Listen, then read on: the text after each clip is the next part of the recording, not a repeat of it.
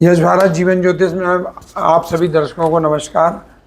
हमारे साथ आज फिर ज्योतिषाचार्य IPS अधिकारी मनोज वर्मा जी हमारे समकक्ष हैं, बैठे हुए हैं। इस बार वर्मा जी से जो हमारी बात हुई तो हम लोग इस बार ज्योतिष इलाज और को लेके चर्चा करने जा रहे हैं। वर्मा जी, मेरा एक सवाल है। जो एक बीमारी है ब्लड प्रेशर, शुगर, ये बहुत आम बीमारी होती है और मेरे जीवन में कुछ ऐसे अनुभव हैं, इसलिए मैंने सोचा इस संदर्भ में आपसे बात करना चाहिए। ये बीमारी लोगों को मालूम रहती है कि हमको ब्लड प्रेशर है, शुगर है, उनमें दवाइयों का बहुत महत्वपूर्ण योगदान होता है एक बार बीमारी आने के बाद। उसके बाद भी समझदार मरीज भी दवाई नहीं खाता और उसको बेवजह इस दुनिया से विदा होना पड़ता है।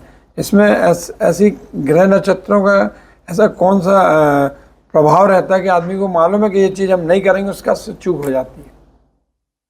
नमस्कार आशीष जी और सभी दर्शकों को मेरा बहुत बहुत नमस्कार। ये देखिए, एक बहुत ही अच्छा विषय है। ये मैंने एक नाम समझदार मरीज दिया, मतलब समझदार भी रहता है वो। बिल्कुल आप सही कह रहे हो आशीष जी। और ये एक बहुत अच्छा विषय है कि हम ज्योतिष के माध्यम से यह ज्ञात कर सकते हैं कि किस समय हमें किस तरह की बीमारी आ सकती है और वो बीमारी कब तक रहने वाली है और कब वो ठीक हो जाएगी। ये भी ज्योतिष मैं तो इसका उदाहरण हूँ। हाँ, आप मेरी बीमारी के दौरान आपने बहुत जो चीज़ें बताई वो कारगर हुई बाद में। तो ये जो है ज्योतिष में आशीष जी, मैंने कहा ना, ये एक साइंस है और ये एक दिव्य विज्ञान है। दिव्य विज्ञान है तो ये सब कुछ बताता है। डॉक्टर के पास आज आप जाओगे तो डॉक्टर आपको, अगर आज स्वस्थ हो तो डॉक्टर नहीं बता सकता कि 4 साल बाद आपको ये बीमारी होने वाली है या 1 साल बाद ये होने वाला है। वो नहीं बता सकते क्योंकि उनके पास में ऐसा कोई विधा है नहीं। लेकिन ज्योतिष जो है उसमें ये मैं आज बीच में टोकूं आपको। मेरे लीवर ट्रांसप्लांट के समय आपने एक डेट दी थी, 23 अप्रैल से 10 जून के बीच तुम व्यवस्थित हो जाओगे, बहुत आसानी से तुम्हारा लीवर ट्रांसप्लांट होगा। और मेरा 27 अप्रैल को लीवर ट्रांसप्लांट हुआ और 10 मई को मेरी अस्पताल से छुट्टी हुई। आपकी वाणी एकदम सच निकली थी। नहीं, देखिए, तो हो जाता है कई बार आशीष जी, जब आप किसी चीज़ को बहुत गहराई के साथ, क्योंकि मेरी बहुत स्थिति अजीबोगरीब। हाँ, गहराई से जब करते हो तो फिर ये तो ऐसा ज्ञान के ऊपर है, जितना आप उसको अर्जित कर पाओगे, देख पाओगे, उतना सही आप बता पाओगे। क्योंकि ज्ञान में कमी नहीं है, ये हमारे अध्ययन की कमी होती है, ठीक है ना। तो जितना कर पाओगे, ये सौभाग्य था ईश्वर का, एक तरह से आपके लिए आशीष था कि मैं जो कुछ देख रहा था, बात सही निकली। हाँ, मैं जो कुछ देख रहा था तो वो ईश्वर ने मेरे मन में वो सारी चीज़ें उसी रूप में मुझे बता दी जैसा कि आपके साथ घटित होना था। तो उस परिस्थिति में काफ़ी कुछ संबल आपको उससे मिला। मुझे भी बड़ी तसल्ली हुई कि नहीं, चलो ये सब ठीक होता जाएगा। क्योंकि जब लगता है ना कि नहीं, ये सब कुछ ठीक होने वाला है, तो आप उत्साहित रहता है। हाँ, तो आप उत्साहित हो जाते हैं कि यार कोई बात नहीं। तो ये हो जाता है। आज मैंने एक बीमार मरीज से यदि आप बोलो, हाँ, डॉक्टर बोल रहा अभी आपकी रिपोर्ट ठीक नहीं है, आप बोला नहीं तुम 10 मई आने दो। हाँ, तो ये जो है, ये ज्योतिष में सब संभव है आशीष जी। तो क्या होता है आशीष जी कि हमारी जो कुंडली होती है, हमारी कुंडली हमारी हर चीज़ को बताती है। हमारे रिश्तेदारों को बताती है, हमारे विभिन्न शरीर के अंगों को बताती है और हमारे हर तरह के गुण को बताती है। सब कुछ इस कुंडली के अंदर है। ये जितने भी ग्रह होते हैं, ये ग्रह भी अलग अलग बीमारियों को बताने वाले होते हैं। और हमारी कुंडली का जो 6ठा भाव होता है वो विशेष करके रोग का भाव होता है, ठीक है। हमने पहले कुंडली के बारे में चर्चा की है। हाँ, तो कुंडली का जो 6ठा भाव होता है, आप कोई भी दर्शक अगर अपनी कुंडली उठा करके देखेंगे तो जो बीच का भाव है वो लगन है, वो पहला भाव है। और वहाँ से आप घड़ी के विपरीत दिशा में गिनते हुए आइए तो जहाँ पर 6 आएगा वो आपका 6ठा भाव है। तो वो जो 6ठा भाव है वो आपके रोग का भाव होता है, ठीक है। वो आपके शत्रु का भाव होता है, वो आपके कर्जे का भाव होता है, वही आपके नौकर चाकर का भाव होता है, वही आपके लिटिगेशंस का भाव होता है, वही आपकी प्रतियोगिता का भाव होता है, वही आपकी नौकरी का भाव होता है, वही आपके कमाई का कितना पैसे आने वाला उसका भी भाव होता है। तो ये छठा भाव जो है, ये छठा भाव रोग को दिखाने वाला भाव है। ठीक है, इससे आपको कब रोग होगा, किस तरह का रोग होगा, ये पता लगता है। फिर ये रोग जो है ये कब ठीक होगा, कैसे ठीक होगा, तो ये जो पांचवा भाव है वो छठे भाव से 12वां है। तो जो भी 12वां होता है वो व्यय का भाव होता है। तो पांचवा भाव ये बताएगा कि ये कब ठीक होने वाला है। ठीक है, फिर इसी के साथ में 8वां भाव होता है। तो 8वां भाव क्या करता है कि छठे भाव को मल्टीप्लाई करता है, बढ़ाता है। अगर आपका छठा भाव और 8वां भाव ये दोनों मिल गए तो इसका मतलब ये कि आपका रोग जो है वो बढ़ने वाला है, आपकी डिसीज जो है वो क्रोनिक होने वाली है, अगर ये दोनों मिल गए। और इसके साथ साथ 12वां भाव जो है वो अस्पताल का भाव होता है।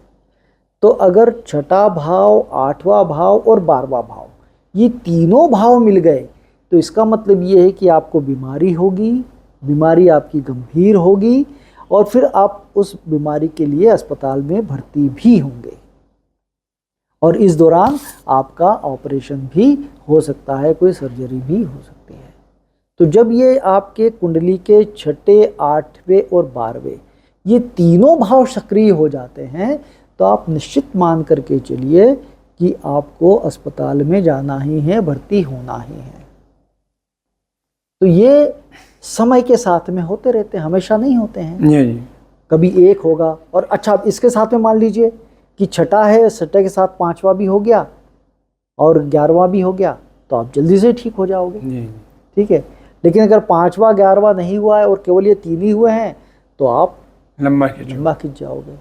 और अगर इन 3 के साथ में तीसरा भाव भी एक्टिवेट हो गया, अगर तीसरा भाव, छठा भाव, 8वां भाव और 12वां भाव ये 4 भाव एक्टिवेट हो गए तो फिर जो है आपके लिए बहुत कठिन समय है, फिर बहुत कठिन समय। ये समझदार मरीज लोग कैसे नहीं, समझदार मरीज को यही करना चाहिए। देखिए आप डॉक्टर से इलाज कराएंगे, आप ठीक तो इलाज से ही होंगे। दवाई खाना भूल गए, इसके कारण आपको दुनिया से विदा होना पड़ता है। आपको करना ये चाहिए हर व्यक्ति को कि जब भी आप बीमार होते हो, ऐसी कोई गंभीर बीमारी हो गई है तो आपको किसी अच्छे ज्योतिषाचार्य से जरूर संपर्क करना चाहिए, जरूर संपर्क करना चाहिए। ठीक है, तो जो अच्छे ज्योतिषाचार्य हैं वो बता सकते हैं कि कहाँ पर कौन से प्लेनेट के कारण आपको ये तकलीफ बढ़ रही है। क्योंकि मेरे 1-2 अनुभव हैं जीवन के। मेरे पिता का भी अनुभव, एक ज्योतिषाचार्य ने उनको बोला था कि आप 46वें वर्ष में जबलपुर शहर के बाहर मत जाना, और वो गए सिहोरा तक और दुनिया से विदा हो गए। तो अच्छे ज्योतिषाचार्य जो हैं वो देख करके आपको आगाह करेंगे और आगाह करेंगे तो निश्चित तौर पे फिर आप उनके परामर्श से कुछ ना कुछ इस तरह से उपाय जरूर करेंगे कि आपको वो फायदा होगा। और देखिए क्या होता है ना, जब तक आपकी आयु है, ठीक है, तो उस आयु के दौरान आपको कम से कम कष्ट हो ये तो आपके हाथ में है। ठीक है, क्योंकि आयु, ठीक है, आयु जितनी है उतनी तो आयु है, आयु तो कोई बढ़ाता नहीं है, लेकिन हम ये तो कर सकते हैं कि हमारे पास जितना समय है उस समय को हम बहुत ज़्यादा अच्छे से एंजॉय कर लें। जो हमारा कठिन समय है हम उसको किस तरह से जल्दी से जल्दी हैंडल करके अच्छा कर लें, आसान कर लें। इसमें ज्योतिष बहुत मदद करता है। मैंने तो अपना इलाज दोनों से करा है। वो ईश्वर की कृपा है, तुम्हारे कर्म है, तुम इतने अच्छे इंसान हो। देखिए अगर आप अच्छे इंसान हो तो ये आपकी सबसे बड़ी उपलब्धि है। अगर इस दुनिया में किसी को भी कुछ बनना है तो अच्छा इंसान बने। और अच्छा इंसान कैसे बनता है? जो सबकी मदद करे, सबके लिए अच्छा सोचे, अच्छे राह पर चले, वो अच्छा इंसान हो जाता है। तो तुम अच्छे इंसान हो इसलिए तुमको ये सारी चीज़ें मिली भी। और जब मैं तुम्हारी कुंडली को देख रहा था तो ईश्वर ने मुझे इतनी प्रेरणा दी कि मैं सही सही तरीके से देख पाया, इसलिए वो एक एक लाइन सही निकली कि कब हमारा ऑपरेशन होगा, डेट भर्ती होंगे, डेट हो गई, कब हम डिस्चार्ज होंगे, कैसे होंगे, और बीच में बहुत सारी कठिनाइयाँ भी आ रही थी, लेकिन लग रहा था कि वो कठिनाइयाँ सब निकल जाएंगी, तो उस सबसे आत्मबल मिलता है। तो ये सब ईश्वर करते हैं, और ये होता है हमारे कर्मों से। अगर हम अच्छे हैं तो हमारे साथ अच्छा ही होगा।